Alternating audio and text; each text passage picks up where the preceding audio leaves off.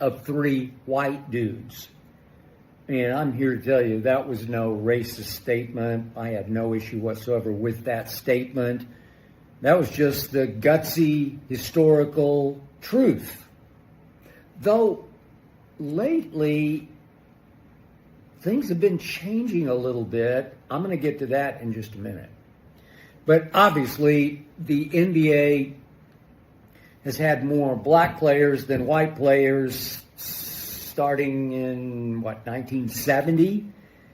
And the NBA has, since 1970, sort of averaged about 75 to 80% black players consistently all the way up until now, when this past NBA season, white players were about, 19, 20% of the National Basketball Association.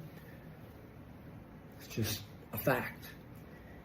So the idea of black players generally being better than white players is certainly no newsflash to me, a former failed white player. It's certainly not any racist notion. It's it's just a fact. Now, there were obviously some truly great, dominant, transcendent white stars in the distant past. There was Jerry West. There was my favorite player growing up, Pete Maravich.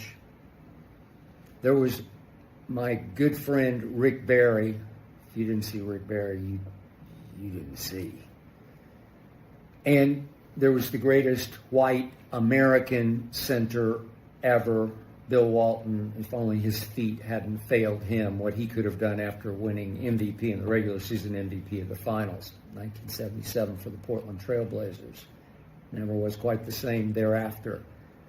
These guys were all capable of being the best player in the NBA in their times. But the truth is, the last dominant white American player, the last one capable of being the best player in the NBA, was obviously Larry Joe Bird, who won his last championship in 1986. Then his back failed him, and he became sort of a shell of himself and had to retire by 1992. 86, 92. It's a long time ago, so come on, man.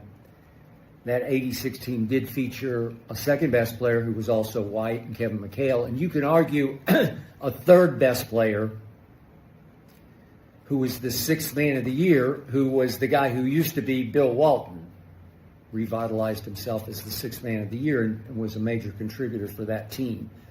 But then maybe the fourth and fifth best players were Dennis Johnson, Robert Parrish, and I don't know, Danny Ainge was somewhere in that fifth or sixth range. But all right, let's talk about something that's been on my mind ever since Stephen A. Smith made that 3 white dudes comment about the Lakers. And I want to be really clear about something right from the start: that statement was not racist. It was just the gutsy, historical truth. And I have absolutely no issue with it whatsoever. Let's look at the actual numbers. The NBA has had more black players than white players starting way back in 1970. And since then, the league has consistently averaged about 75 to 80% black players all the way up until now. This past season, white players were about 19 to 20% of the NBA. It's just a fact. The idea of black players generally being better than white players is certainly no newsflash to me, a former failed white player. It's not any racist notion, it's just a fact. Now look, there were obviously some truly great dominant, transcendent white stars in the distant past. We had Jerry West. My favorite player growing up, Pete Maravich. My good friend Rick Barry. If you didn't see Rick Barry, you didn't see. And there was the greatest white American center ever, Bill Walton. If only his feet hadn't failed him, what he could have done after winning MVP in the regular season and Finals MVP in 1977 for the Portland Trail Blazers. Never was quite the same thereafter. But here's where it gets really interesting: the last dominant white American player capable of being the best player in the NBA was obviously Larry Joe Bird. He won his last championship in 1986, then his back failed him, and he became a shell of himself and had to retire by 1992. That's 40 years ago. 4 decades. And I've been saying for years that no NBA team should ever take a white American 7-footer in the draft lottery. That they just can't measure up except in height. They get easily intimidated. They're just big white stiffs. And I've been proven right over and over again. But something has changed. Something is happening right now in the NBA that I genuinely didn't see coming. Let's start with Chet Holmgren. I remember watching some YouTube video of this high school kid up in Minnesota, and I was like, whoa, wait a second, this kid's American. An American white kid? His name is Holmgren? Chet Holmgren? And I'm seeing this kid run up and down the floor, dribble between his legs, pull up for three-point shots with perfect textbook form, shoot free throws with perfect textbook form and touch. He could run and he could jump for 7 feet 1 inch. And I said, outlier. Haven't ever seen anything quite like that. And sure enough, the Oklahoma City Thunder took him second overall, and not only did they win a championship a year ago with Chet Holmgren as a key contributor, but this past season he made the All-Star team. He averaged 17 points and 9 rebounds a game.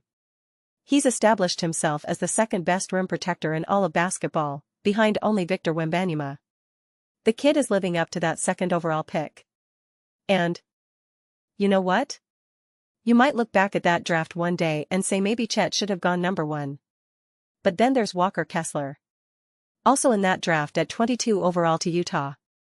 Walker Kessler is a little taller than Chet at 7 feet 2 inches, and he was the Defensive Player of the Year in college.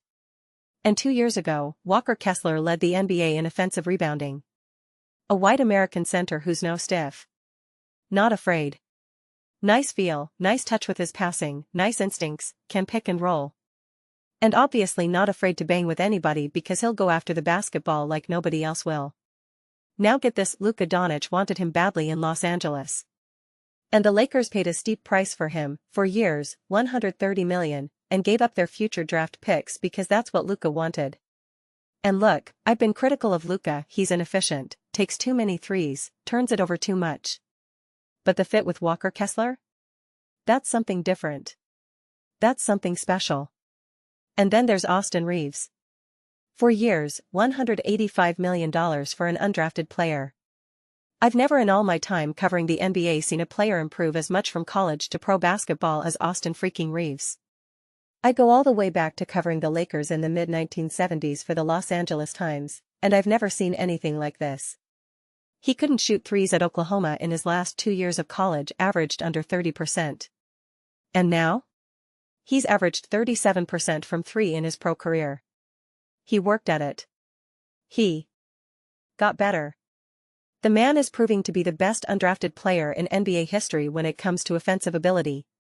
And if you want to talk about outliers and mold breakers, Austin Reeves is proving to be the best white American 2 guard since Pete Maravich. Seriously. Since Maravich. And I saw Maravich play live twice in college. The man averaged 44 points a game without a 3-point line. Reeves is 6 feet 5 inches, just like Maravich, and has creativity you've just never seen before. When LeBron was out and Luka was out, did you see Reeves by himself? 51 points. 44 points. Bunch of 30s. He can lead the league in scoring if he wanted to. JJ Redick called him a bad mother after one of those games, and honestly? He's right. That's exactly what Austin Reeves is. Now here's the thing that really gets me, we're experiencing this weird sort of rebirth of white American basketball players. All of a sudden, out of nowhere, here comes Cooper Flagg out of Maine. And yes, he could be the closest thing to Larry Bird since Larry Bird. They've done commercials together. He's 6 feet 9 inches like Bird. And dare I say athletic? I'm not sure he's made of what Bird was made of, because Larry Bird was one of the greatest trash talkers ever. He struck fear in the hearts of anybody who tried to guard him, no matter what color they were. I'm not seeing that level of cold-blooded killer yet in Cooper Flagg, but he's just a baby. And get this, we just had 2 rookie American white players fight it out for Rookie of the Year. Cooper Flagg and Con Newpel, his former Duke teammate. I never thought I'd see the day. I didn't think that was possible. But it happened. That actually happened. Now I want to be really clear about something. I love the NBA. If the NBA were 100% black players, I'd still love it just as much. My all-time favorite player is Michael Jeffrey Jordan, who's in another universe from LeBron James or really anybody else who ever played this game. But given that it's fair to say right now we're experiencing this weird resurgence of white athletes, especially white basketball players, I think we need to have an honest conversation about it. And look, I'm not even talking about the European guys right now. Luka Doncic, Jokic, Dirk, they established a new category all their own. They changed the way the game is played in ways that American white players since birth haven't. But that's a whole different conversation for a whole different time. What I'm talking about is American white players. Chet Holmgren, Walker Kessler, Austin Reeves, Cooper Flagg.